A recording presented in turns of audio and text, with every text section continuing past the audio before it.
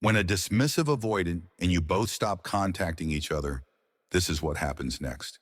It starts with silence, the kind that isn't loud or dramatic, just empty. Two people, both wounded in their own way, both protecting themselves in different styles of pain, finally stop reaching out. The calls end, the texts fade, the pull and push cycle, the endless dance of connection and retreat, finally collapses into nothingness. And at first you think this silence is the end. But for both you and the dismissive avoidant, it's not the end. It's the beginning of something deeper, something uncomfortable, and something revealing. Because when two people stop chasing, what's left isn't peace, it's truth. When a dismissive avoidant stops contacting you, it's rarely about hatred or indifference. It's usually about control. They believe that by staying distant, they can avoid vulnerability, avoid rejection, avoid feeling the old wounds they've buried for years. But when you stop contacting them too, something in their carefully built emotional armor begins to crack. At first, they feel relieved. Finally, they think, no more pressure. But as the days pass, that relief transforms into curiosity. The silence they once used to protect themselves starts echoing back at them. They wonder, why isn't this person chasing me anymore? For someone with a dismissive, avoidant attachment style, connection has always been a battlefield. They crave intimacy but fear it. They want love but associate it with being controlled, trapped, or hurt. So when you used to reach out, when you texted, when you checked in, when you tried to keep the bond alive, it reinforced their sense of security. They knew you'd always come back. But when you stop contacting them too, the power dynamic shifts. Suddenly, they're not the one being chased. They're the one wondering what happened. And that confusion, it's the beginning of their inner conflict. You, on the other hand, go through your own wave of emotions. At first, you feel the ache of missing them. The habit of reaching out is still strong. You catch yourself checking your phone, wondering if they'll finally message, wondering if silence might pull them closer. But then something changes. After the initial pain fades, a strange calm takes its place. You start realizing how much emotional energy you used to pour into trying to maintain something that wasn't mutual. And the silence that once felt like punishment now starts feeling like protection. You begin to reclaim yourself, piece by piece. But here's where things get interesting. The avoidant notices this energetic shift, even without contact. They may not consciously admit it, but energetically, they sense that you're detaching. That emotional cord they were so used to tugging at for validation suddenly feels weaker. And that triggers something deep in them. Fear. The same fear they've been running from their entire life. The fear of being forgotten. Avoidants like to believe they don't need anyone.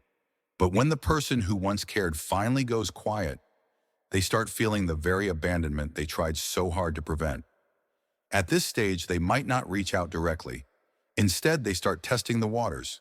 They might view your stories, like your old post, send a random meme, or show up subtly in your digital world, hoping to see if you'll bite. Because while they don't want to risk vulnerability, they also don't want to feel replaced. It's their way of saying, are you still there? Do you still care? But here's the paradox.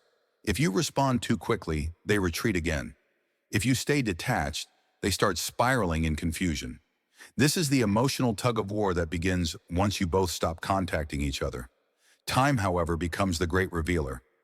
After weeks or even months of no contact, both of you begin to see yourselves with more clarity. You begin to see how much you were driven by emotional need.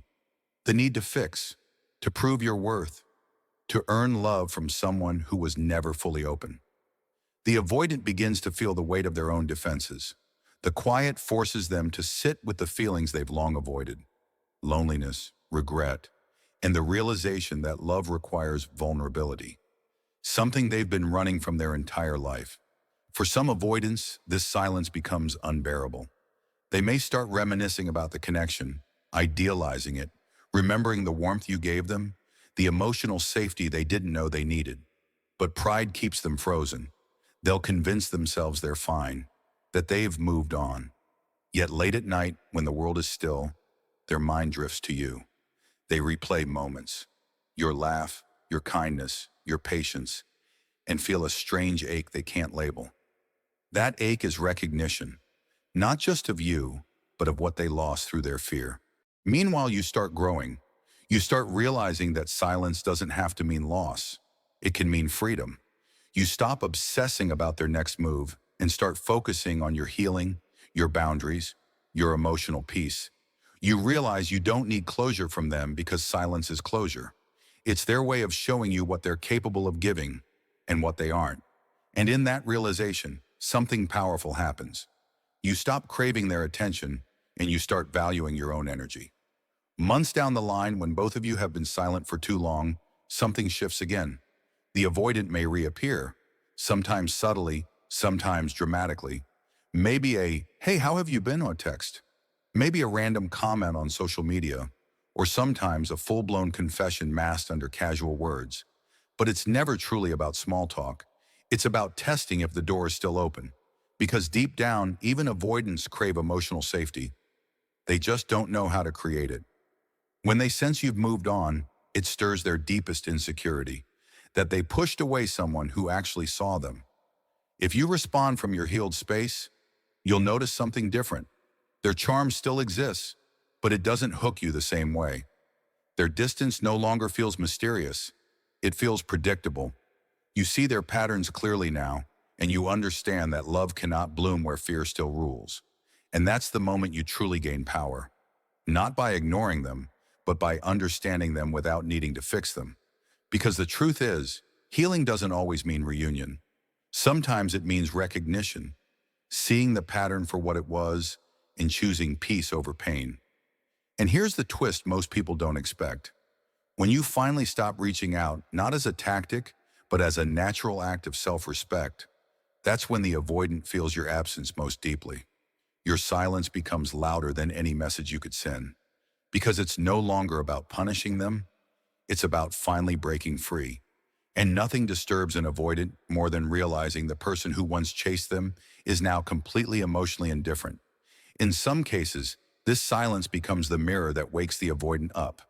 They start confronting their own attachment wounds, questioning why intimacy feels like suffocation and why love always ends in withdrawal. It doesn't happen overnight, but sometimes your absence becomes a spark that begins their journey toward healing. For others, however, they double down on avoidance, diving into work, distractions, or new relationships to avoid feeling the void. But that emptiness always catches up, because no distraction can fill the silence left by unresolved emotional truth. So when you both stop contacting each other, what really happens next isn't just about who breaks the silence first, it's about who grows through it. For you, it's the awakening of your self-worth. For them, it's the confrontation of their fear.